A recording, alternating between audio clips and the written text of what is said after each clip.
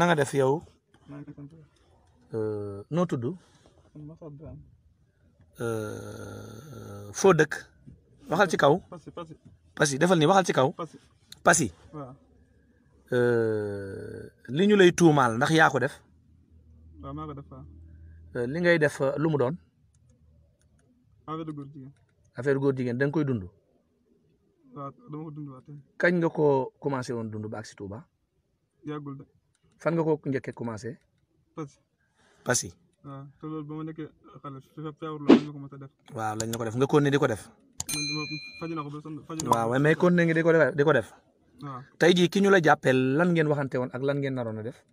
dañ waxantoon affaire góor jigéen ba ngeen juboo waaw après ngeen ànd waaw fan laa leen jàppe da ngeen a demoon pour doon ko defi waaw nga jàpp ñu fee sa kii sa ay sa garab léegi looy sàkku yow ngir li nga doon def ngeen baal ma xaq ma koy bàyyi partout du doo ko def dooru ma ko def ba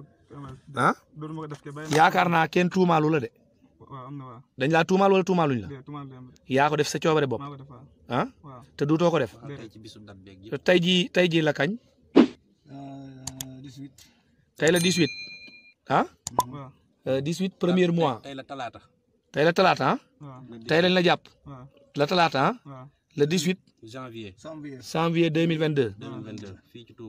fii ci Touba leer na waaw baax na waaw buñ la bàyyee léegi nag ku daamul xadim da lay génne Touba leer na waaw sa mag bi nga wax nga ko lu leer nga